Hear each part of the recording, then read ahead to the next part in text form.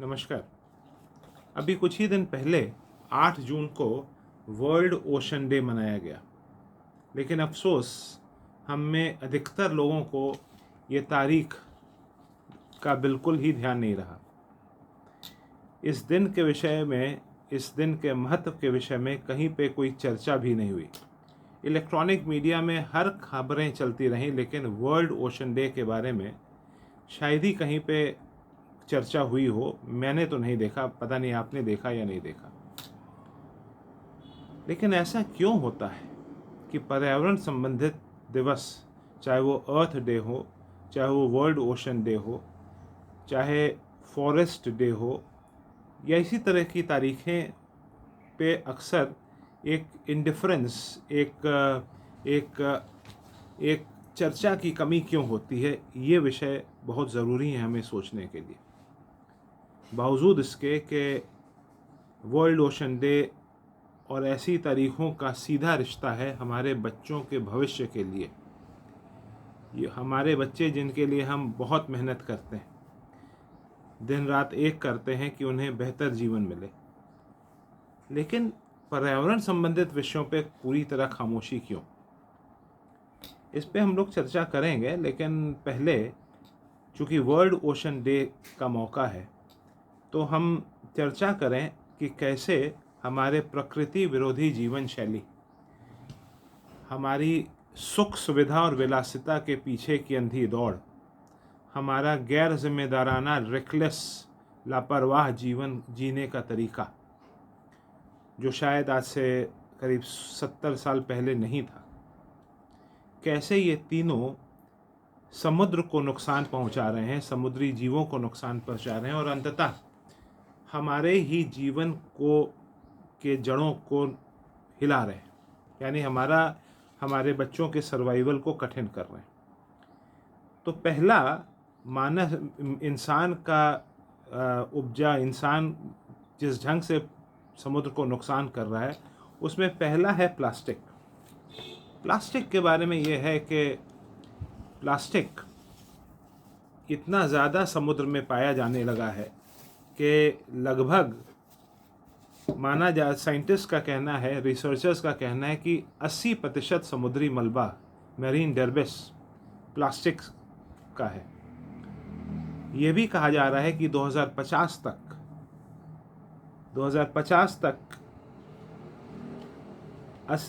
Fishes से ज़्यादा plastic पाई जाने लगेगी नदियों में, समुद्र में। इसके अलावा हर साल जुलाई 2021 की सर्वे के हिसाब से 1 लाख सी एनिमल्स, समुद्री जीव, प्लास्टिक के कारण मारे जाते हैं। कभी वो उस प्लास्टिक को निगलने के कारण, कभी प्लास्टिक में फंस जाने के कारण अक्सर उनकी मौत होती है। कई सी बर्ड्स, कई कछुए, फिशेस, वेल, ये सब प्लास्टिक के कारण इनकी कई बार दर्दनाक मौत होती है।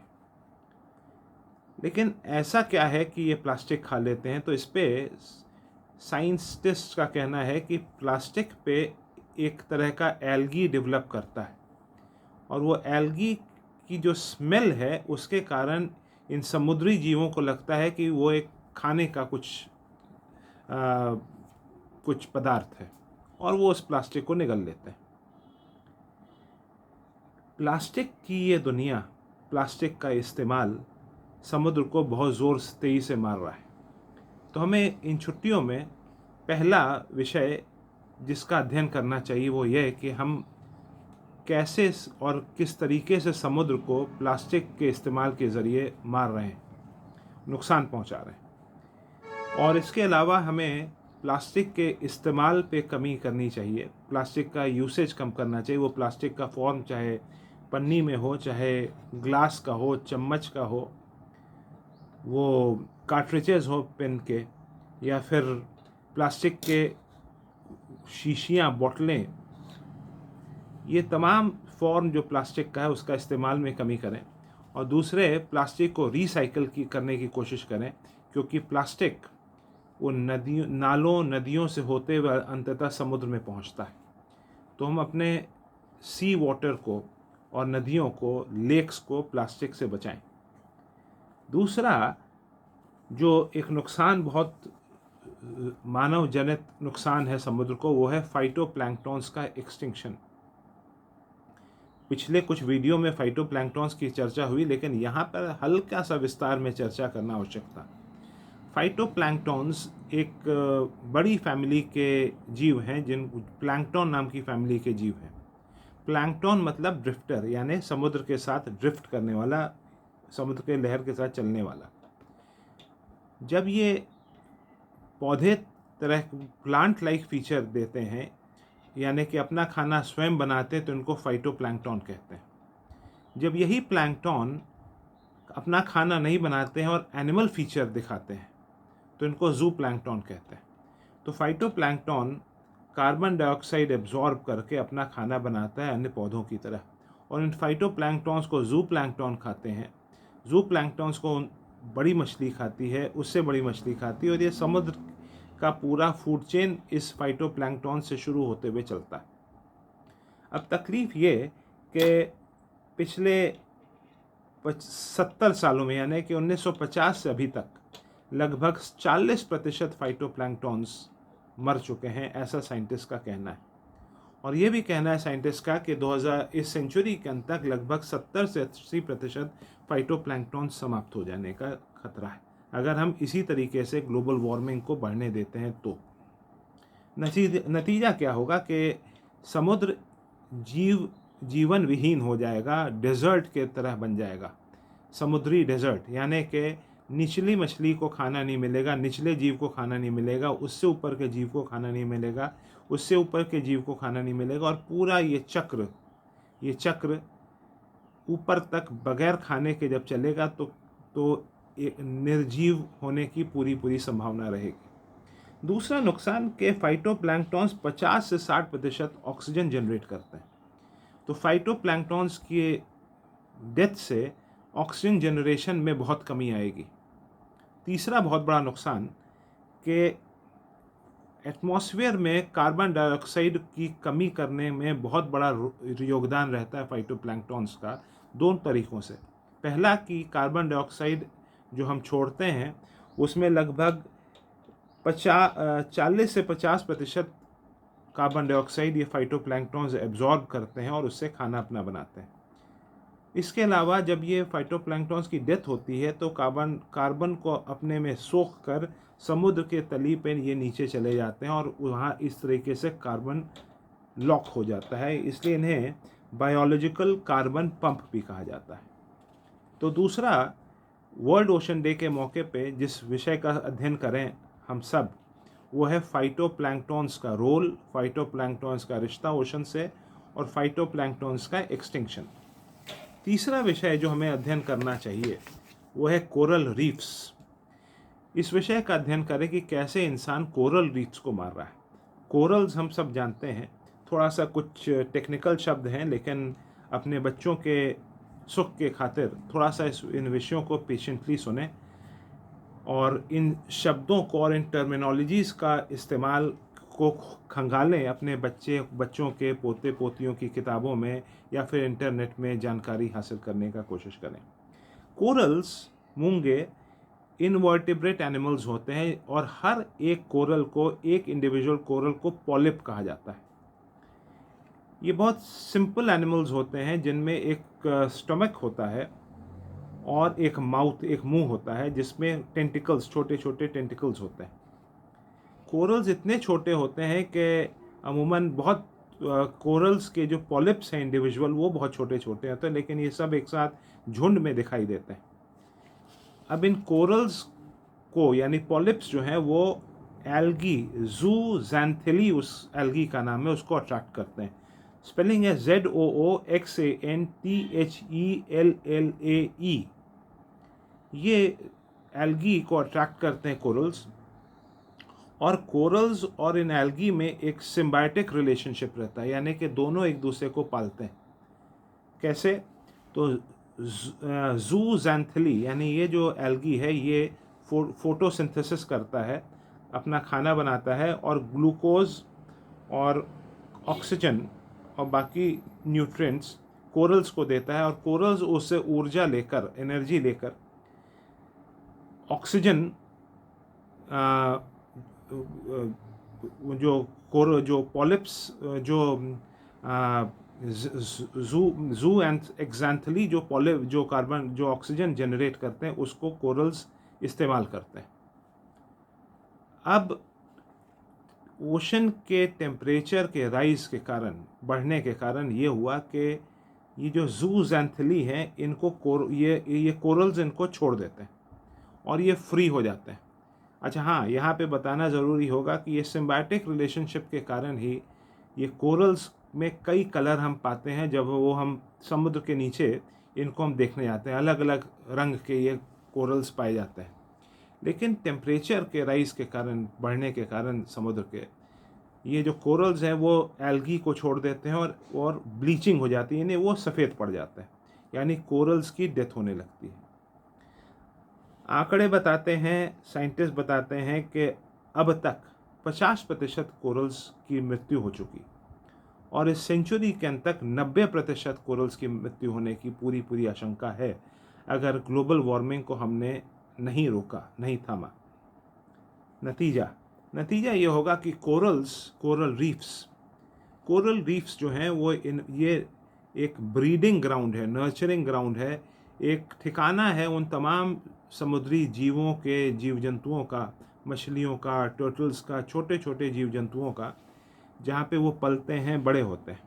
लेकिन जब ये कोरल रीफ्स समाप्त हो जाएंगे, जब इनमें जीवन समाप्त हो जाता है, तो उन मछलियों को और वो तमाम समुद्री जीवों को जीने के लिए वो जो नर्चरिंग ग्राउंड है वो नहीं मिलेगा।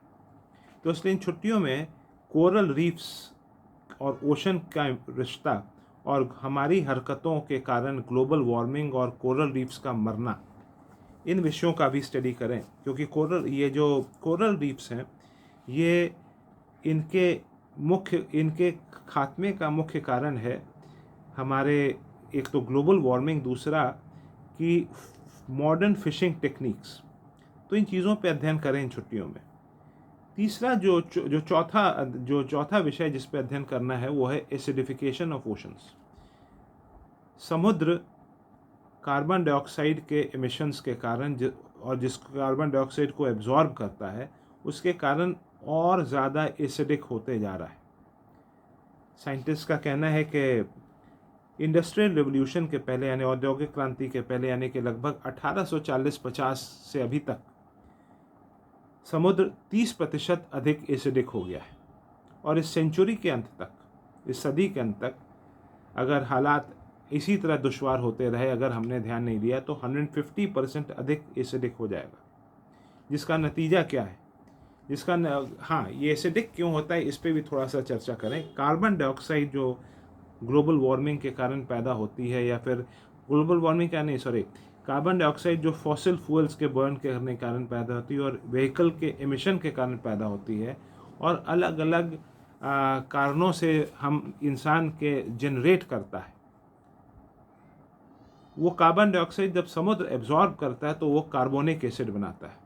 ये कार्बोनिक एसिड, थोड़ा सा रिएक्शन का जिक्र करना आवश्यक है कि हम समझने के लिए कि कैसे हम समुद्र को और एसिडिक बना रहे हैं। और आपसे आग्रह है कि पेशेंटली सुने और इन शब्दों को तलाशें, इन टर्मिनोलॉजीज़ को तलाशें, क्योंकि आपकी ये मेहनत बहुत आवश्यक है अगर आप चाहते हैं कि आपके बच्चों के लिए समुद्र और ये पर्यावरण बचा रहे। तो होता ही है कि कार्बन डाइऑक्साइड जब समुद्री के पानी में डिज़ोल्व करता है तो कार्बोनिक एसिड बनाता है। कार्बोनिक एसिड डिसोसिएट करके हाइड्रोजन आयंस और बाइकार्बोनेट आयंस बनाता है। अब ये हाइड्रोजन आयंस के कारण ये और ज़्यादा एसिडिक होने लगता है समुद्र। या यूँ समझे, सिंपलेस्ट टर्म्स में कहा जाए कि हर हरकत जो कार्बन डाइऑक्साइड जनरेट करती है उसके कारण समुद्र और एसिडिक होते जाता है। अब एसिडिक होने के नुकसान, पहला असर ये होता है कि वो तमाम जीव जंतु जो शेल्स बनाते हैं उनको शेल्स बनाना मुश्किल हो जाता है, क्योंकि कार्बोनेट आयंस कम हो जाते हैं। और इन शेल वाले जानवरों पे जो मछलियाँ डिपेंडेंट होती हैं और जो जीव जिन्हें खाते हैं शेल्स वाले एनिमल्स को, उनको खाना नहीं मिलता। नतीजा ये कि उन मछलियों को जब खाना नहीं मिलता तो मछलियों को का जीवन नहीं पनप पाता। एसिडिक ओशन का ये भी नुकसान होता है, अन्य नुकसानों के अलावा, कि तमाम जानवर जो एसिडिक हालात, acidic ocean, acidic nature of water नहीं झेल पाते, वो सरवाइव नहीं करते, उनकी मृत्यु हो जाती है। तो जो चौथा टॉपिक वर्ल्ड ओशन डे के मौके पर पढ़ें वो है एसिडिफिकेशन ऑफ ओशंस। समय निकाल कर इस विषय पे भी अध्ययन करें और इसको रोकने के लिए या कोरल रीफ्स की समाप्ति रोकने के लिए या फिर फाइटोप्लैंक्टन्स का अंत रोकने के लिए या डिस्ट्रक्शन रोकने के लिए कॉमन काम हम सब ये करें कि कार्बन डाइऑक्साइड एमिशंस को कम करें। अब उसको कम करने के क्या तरीके हैं? तो पहला है कि व्हीकुलर पोल्यूशन, व्हीकल्स का इस्तेमाल कम हो, सोलर एनर्जी के पे व्हीकल चलें, बिजली के वेस्टेज और कंजम्पशन मतलब वेस्टेज ना हो, क्योंकि बिजली के प्रोडक्शन और कंजम्पशन में बहुत ज़्यादा कार्बन डाइऑक्साइड रिलीज़ होता है जो ग्लोबल वार्मिंग कॉज करता है। तीसरे, पौधों को लगाएं, डिफॉरेस्टेशन रोकें, क्योंकि ये जंगल उन फॉरेस्ट कार्बन डाइऑक्साइड को एब्जॉर्ब करते हैं जिनके कारण ग्लोबल वार्मिंग, अगर कार्बन डाइऑक्साइड फ्री रहती तो ग्लोबल वार्मिंग होता है। तो इन 4 सब्जेक्ट पे स्टडी करें। इन 4 सब्जेक्ट पे स्टडी करना आवश्यक इसलिए है क्योंकि हम लोग ये पाते हैं कि इन विषयों पे बिल्कुल भी चर्चा नहीं होती, और स्टडी करना बड़े लोग करें ये ज़रूरी है, लेकिन यूथ का स्टडी पढ़ना और भी ज़रूरी। हमारे देश में करीब 66% युवा हैं। भारत दुनिया का एक सबसे ज़्यादा युवा राष्ट्र माना जाता है। 66% युवा है, मतलब हमारे पूरी जनसंख्या में 66% पॉपुलेशन 35 साल से कम की एज की है। लेकिन अफसोस ये कि हमारा युवा उन तमाम मुद्दों में, उन तमाम विषयों पे उलझा रहता है जो हम बड़े क्रिएट करते हैं अपने स्वार्थ की पूर्ति हेतु। तो इस ऐसे में आग्रह है युवाओं से कि हमारे द्वारा फैलाए गए नकली मुद्दों के जाल में न फंसें और इन विषयों का अध्ययन करें जो आपको मैंने बताया, चारों विषय। इसके अलावा पर्यावरण संबंधित अन्य विषयों का भी अध्ययन करें। आवश्यक ये है कि भारत का युवा जगे और पर्यावरण को बचाने का प्रयास करे, क्योंकि सदियों के अध्यात्म की परंपरा जो हमारे देश की है उससे एक इंडियाज़ बर्डन क्रिएट होता है to save planet from destruction. ये लगभग उसी तरह का है जैसे अंग्रेज़ कहते थे white man's burden to civilise Asia and Africa. उसी तरह अब ये इंडियाज़ बर्डन है to save the planet from destruction. इस धरती को प्रकृति विरोधी जीवन शैली से बचाने का दायित्व भारत का ही है। वो इसलिए क्योंकि भारत ने बहुत उच्च आदर्श और बहुत उच्च मंत्र दिए हैं दोनों विषयों पे। मान्यता और पद्धति के फ़र्क के बावजूद कैसे संस्कृतियाँ और इंसान शांति और प्रेम के साथ रहें, इस विषय में बहुत कॉमन, बहुत आम श्लोक जो अन्य के अलावा है वो है एकम सत विपरा बहुधा वदंती। ये प्लूरलिस्टिक सोसाइटी का फाउंडेशन क्रिएट करता है, जहाँ पे हम अलग अलग मान्यताओं के अलावा, अलग अलग संस्कृति के अलावा, अलग अलग पद्धति के अलावा, पूजा की पद्धति के अलावा हम एक साथ रह सकते हैं।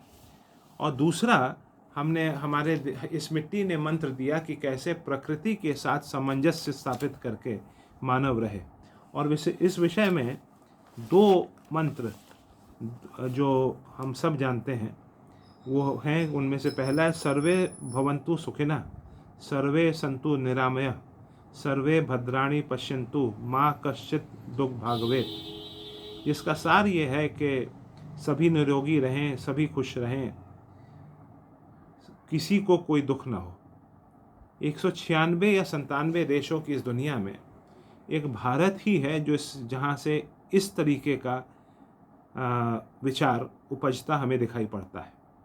एक और मंत्र, ईशावास्यम इदम सर्वम यत किम च जगत्या जगत तेन तक्तेन भुंजतः माँ गृदः कस्यावित धनम। जिसका सार ये है कि ये तमाम चराचर जगत उसी ईश्वर का रूप है और हम इसके पदार्थों का भोग त्याग के साथ करें, यानी आवश्यकता अनुसार ही करें। तो इसलिए भारतीय युवा का इन विषयों पर अध्ययन करना, यूँ तो सभी का, सिर्फ युवाओं का क्यों, सभी का इन विषयों पर अध्ययन करना आवश्यक है, लेकिन युवाओं का खास आवश्यक है, क्योंकि हम उन तमाम छोटे छोटे मसलों से ऊपर उठ सकेंगे तब, और दुनिया को रास्ता दिखा सकेंगे। इसके अलावा हमें अपने जीवन शैली में परिवर्तन करना होगा और प्रकृति विरोधी जीवन शैली को जहाँ तक हो सके मिनिमाइज करने का प्रयास, कम से कम करने का प्रयास करना होगा। अध्ययन के अलावा हम अपने जीवन शैली में भी बदलाव लाएं। और सभी से आग्रह है, आज वर्ल्ड ओशन डे के मौके पर या वर्ल्ड ओशन डे के उपलक्ष्य पर, कि हम इन पर्यावरण संबंधित विषयों पे इतनी चर्चा करें और एक दूसरे के बारे में को इस विषय में जागृत करें, पोस्ट लिखें, व्हाट्सएप का इस्तेमाल करें, सोशल मीडिया टूल्स का इस्तेमाल करें, वीडियोस बनाएं हार्ट अपीलिंग, कि भले ही इलेक्ट्रॉनिक मीडिया, प्रिंट मीडिया खामोश रहे, भले ही वो ईश्वर को मानने वाले और ईश्वर के नाम पे एक दूसरे को लड़ाने वाले और ईश्वर और अलग अलग धर्म के ठेकेदार ईश्वर की बनाई दुनिया जब मारी जा रही है प्रकृति विरोधी जीवन शैली से, और वो खामोश हैं, तो और वो खामोश रहें, तो भी युवाओं को आवश्यकता है कि इन विषयों पे विचार करें और इतनी चर्चा करें कि समाज में अमूमन इन विषयों पे एक पब्लिक मूवमेंट डेवलप हो। सरकारें पर्यावरण संरक्षण के विषय में बने और गिरें, सरकारें और लोग इन विषयों को और ध्यान दें, क्योंकि बावजूद इसके कि हमारी सरकार पर्यावरण को बचाने के विषय में कार्य कर रही है, लेकिन अगर युवा और हमारे आम लोग इन विषयों पे नहीं ध्यान देंगे तो फिर सिर्फ सरकार को इस पर्यावरण को बचाना मुश्किल रहेगा। तो वर्ल्ड ओशन डे के मौके पे सभी से आग्रह है कि इन विषयों पे चर्चा करें, क्योंकि अगर हमने जल्द कुछ नहीं किया इस गिरती हुई हालत को रोकने के लिए, तो मात्र 20 साल बाद 2042 तक एनवायरमेंटल डिग्रेडेशन यानी कि पर्यावरण का पतन रोकना असंभव हो जाएगा। तो आप सभी से आग्रह है कि वर्ल्ड ओशन डे के बारे में के महत्व के बारे में एक दूसरे से चर्चा करें, उन चारों विषयों के बारे में ज्ञान अर्जन करें, एक दूसरे को बताएं और इन विषयों पे पोस्ट वगैरह भी डालें कि धीमे धीमे समाज पर्यावरण संरक्षण के महत्व को समझे और हम सभी मिलकर अपने संतानों के लिए और उनकी संतानों के लिए इस धरती को पे जीवन को चलामान रखने के लिए जो भी जीवन चक्र हैं उनको बचाने में अपना अपना व्यक्तिगत योगदान दें। अपने सुझाव हमारे ईमेल आईडी पर अवश्य भेजें। हमारा ईमेल आईडी है savemotherassociation@gmail.com। और अब जहाँ भी हैं, जीवन के जिस पायदान पे भी हैं, अपने फैमिली रिस्पॉन्सिबिलिटीज़ निभाते हुए पर्यावरण संरक्षण के विषय में ध्यान दें और तमाम मुद्दों के बावजूद, तमाम विषयों के बावजूद इसके कि इलेक्ट्रॉनिक चैनल्स खामोश रहेंगे, अपना ध्यान पर्यावरण संरक्षण से न भटकने दें। खास करके युवा वर्ग से आग्रह है, क्योंकि उसे इस धरती पे ज़्यादा देर रहना है, क्योंकि शायद जो 50 साल से ऊपर का व्यक्ति है उसके दिमाग में कहीं पीछे है कि हमें तो 20 से 25 साल ज़्यादा रहना है। लेकिन युवाओं से दोबारा आग्रह, फिर से आग्रह हाथ जोड़कर, कि पर्यावरण संरक्षण विषय को अपने ध्यान से न भटकने दें। वर्ल्ड ओशन डे के मौके पर चीज़ों का अध्ययन करें और हम सब मिलकर जब हम कोशिश करेंगे तो यकीनन हम आने वाली पीढ़ियों के लिए इस धरती को पे जीवन को बचा सकते हैं। धन्यवाद।